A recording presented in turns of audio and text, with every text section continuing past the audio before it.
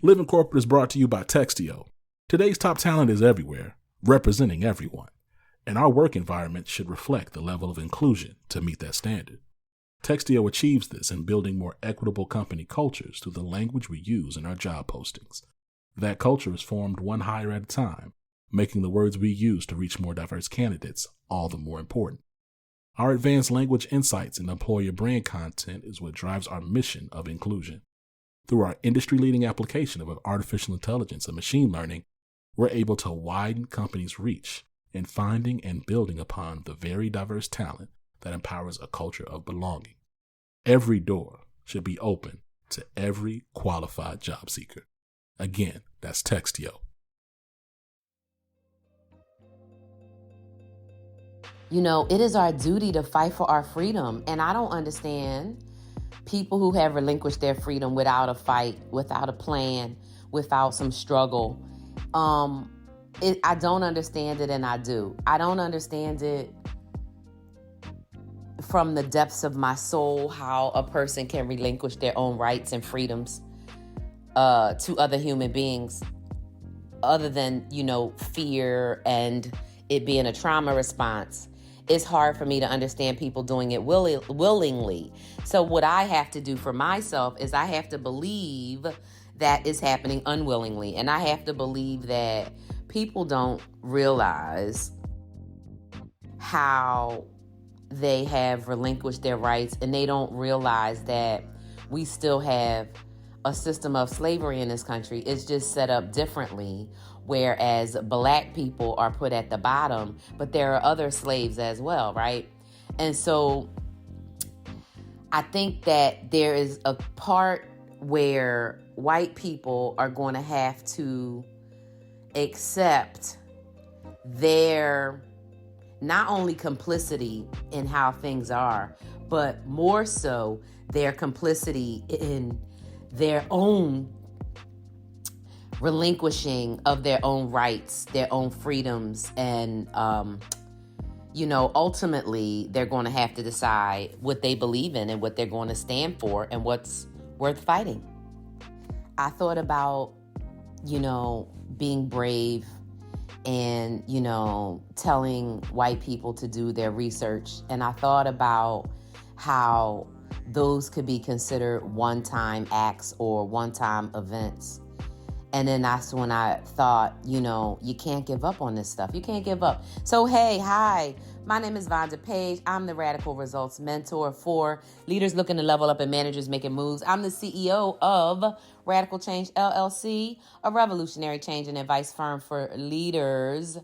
And I'm also the curator of the Rolling Results Mentorship, which is an evergreen group coaching program specifically for leaders and professionals who, number one, are frustrated, fed up, and literally, fatigued with DEI, and know that, we need to come up with they need a new direction for themselves and their own DEI destiny. And number two, leaders from emerging to experienced to exceptional who really want to level up and meet the moment. And for me, and I've explained, and I'm going to keep on talking about it until, I see something different, until the transformation is realized. But, we have got to meet the moment. And the leadership to date, let's face it, the last 3, 4, 5, 6, 7, 800, 2,000 years, it's not really doing that great. It's not really doing that great. And when it comes to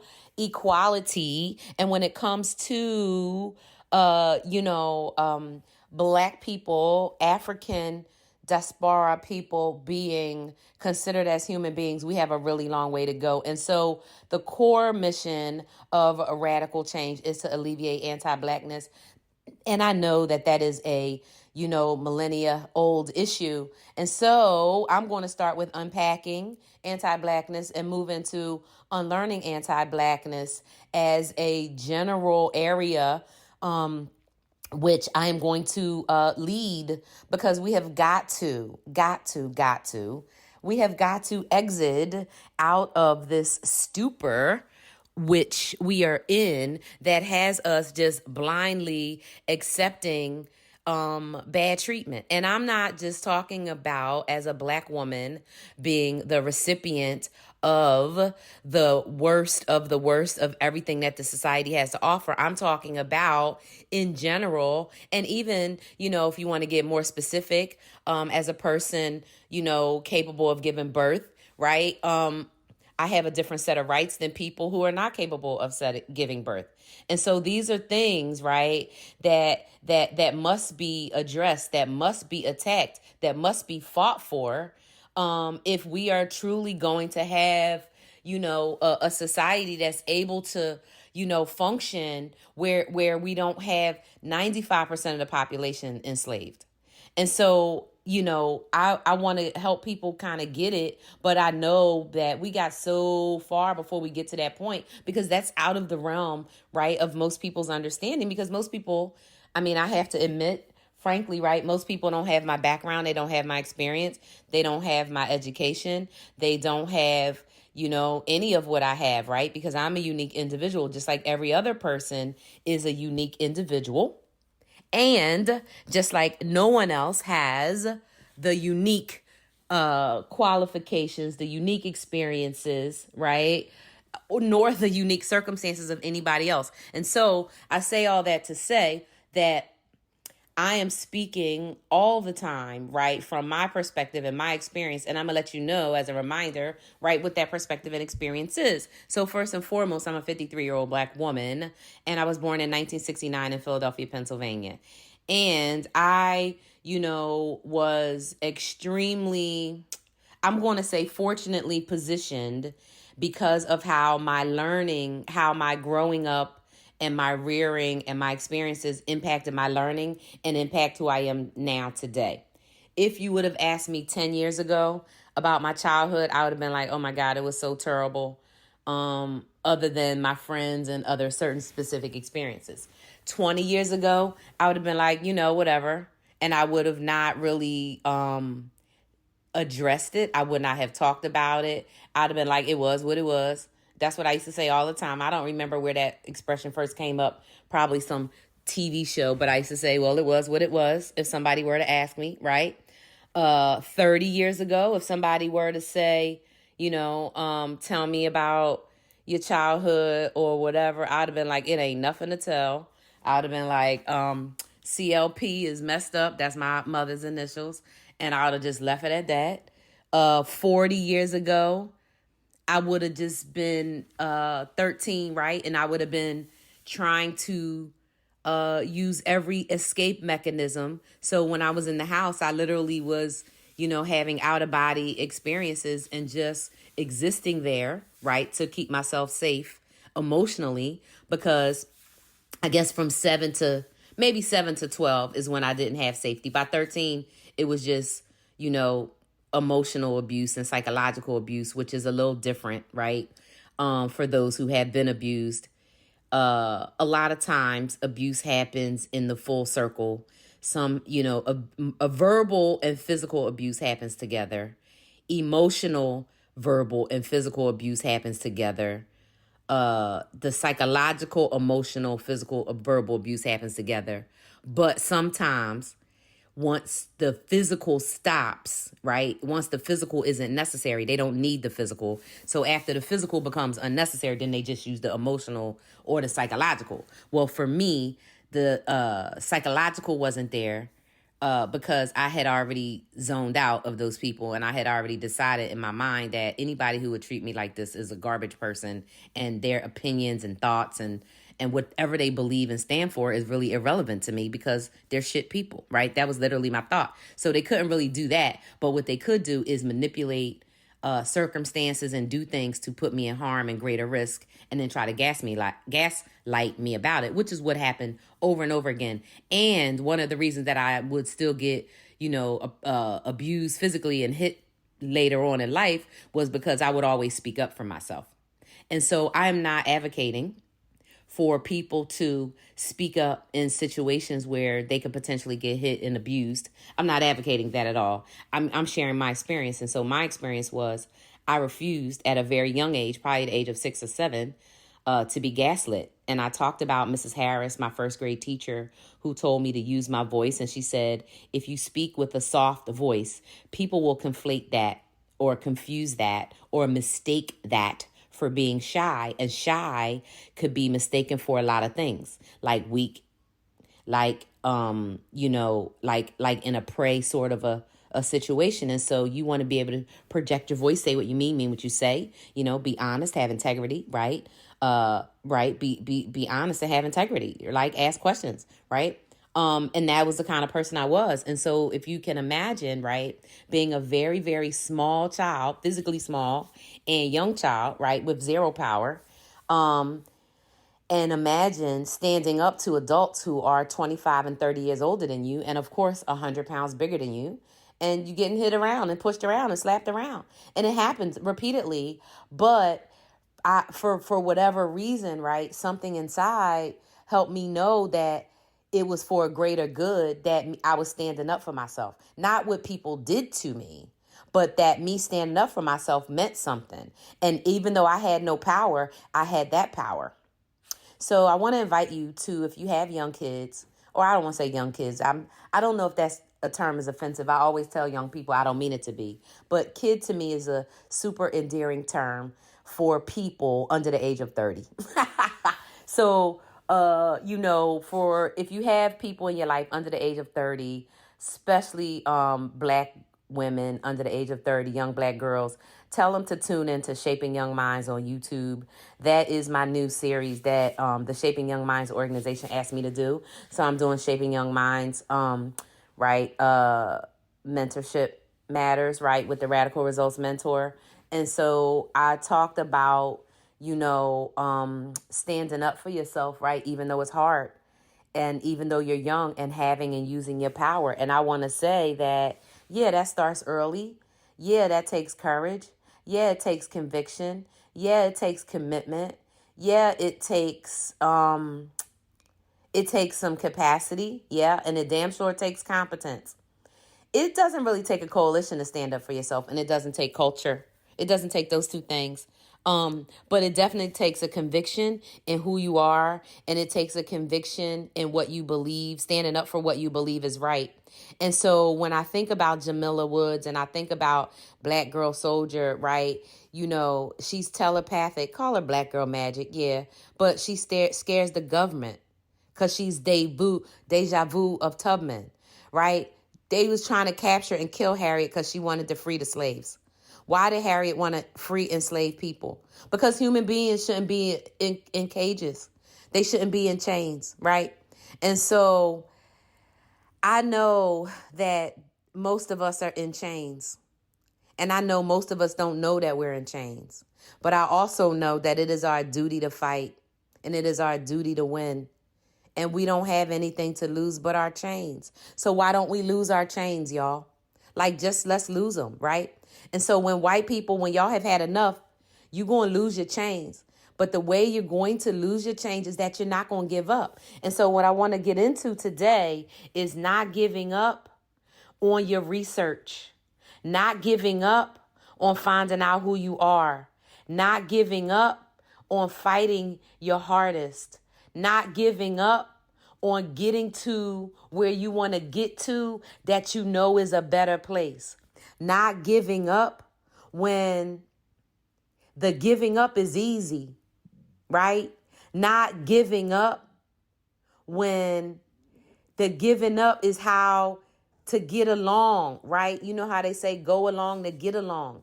But you got to not give up, right? She don't give up, right? Don't give up means that you're going to understand and take your duty. You're going to take on your duty. Your duty is to fight, and your duty is to win. Your duty is to win. And think about, Mandiba said, I either win or I learn. So I look at it like I'm winning all the time. All I do is win, win, win, no matter what, because I'm either winning or I'm learning. And so it doesn't matter what the lesson is, because I'm not going to give up. And maybe, just maybe, right, I'm not going to give up because I'm a Black woman and I don't have no choice. I don't have a choice because y'all trying to kill me and my child. I thought about it and it was so freaking sad how I almost died 4 times in emergency rooms in hospitals. Not on some, alley, not in my own house, not in on a highway, crowded highway because the ambulance can't get to me. In the ER. In the ER because people just left me there because they didn't give a shit. Right? And so I think about my daughter being in California, and the fact that my daughter is dark skinned, makes me fight even harder for her because I understand colorism and I understand it so much more now than I did a year ago. And so, which goes to show, right, the evolution of learning, right? And I had to learn things so intensely and intently, right, from the universe, forcing me into lessons over the last year that, oh, goodness. I mean, I know I'm still standing because I know I'm strong AF. I know I'm still standing because I got generations of ancestors behind me with all the stuff that has gotten poured into me that I'm, using and pouring out to the universe. So I know that's how I'm making it and all of that. But when I share in all of my books and my writings and my blogs, the experiences and things that I've gone through, and people say, well, damn, how did you make it? I'm going to just tell you, that's because I didn't give up. Because at each juncture, every time I wanted to give up, every time I felt like giving up, every time the giving up would have made me, the giving up would have been a release. The giving up would have been a relief. The giving up would have been time to relax. The giving up would have been just, I could have given up many, many times. And I did want to give up a few times. And I've given myself a break in calling it giving up, but I never have given up. Even recently on certain things when I just get tired, I'm like, okay, well, you know what? It's time to shift that portion of the strategy or to reevaluate the task associated to that strategy. But it's time to shift, right? But the bottom line is I'm never going to give up because I got Harriet Tubman and Sojourner Truth and Jamila Woods and Nina Simone and Mary J. Blige and Jill Scott and Ida Bay Wells and Phyllis Wheatley and Frederick Douglass. I got all those people telling me, don't give up. Telling me it's my duty to fight for my freedom. It's my duty to win. And I'm a win because my win is going to be that whether people hear one podcast or 151 podcasts, whether people read one article or they read 1,000 articles, whether people read one page in one of my books or whether they read every page in all 10 of my books, it doesn't matter. The impact that is going to be delivered and felt by my presence and my bravery and my boldness and my persistence and my stick-to-itiveness and my decision, my straight up decision to not give up is what is going to be the thing that at the end of the day is going to be the legacy of, hey, this is what Vonda did. Straight up. This is what Vonda did. Vonda. Period. My name is Vonda Page. But I'm going to be that one name person. Vonda. Right? Vonda, the Radical Results Mentor. Boom. Because I get to the root of how to get results. And it doesn't matter what you're talking about. So this whole podcast, when white people have had enough, right? This is a 30 episode series. And some of the episodes are, like part 1, part 2, like this one. Episode 9 is part 1, part 2 about not giving up, right? And part 2 is going to be more about the research. But I want to say thanks for joining. And when white people have had enough, you are going to be so persistent, right, that you're not going to give up. So I'm going to come back to you and hit y'all some more on part 2. But hey, bye for now. Thanks so much. When white people have had enough. Live in Corporate is brought to you by Doximity. Doximity is committed to fostering an inclusive and diverse work environment where differences are valued, practices are equitable, and employees experience a sense of belonging that allows them to bring their full, authentic selves daily. As medicine's largest network, there's an elevated level of responsibility to everything we do.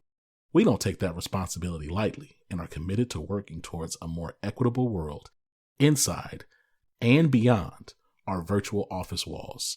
So if you want to learn more about Doximity, go to your app store and type in DOXIMITY. Again, that's DOXIMITY.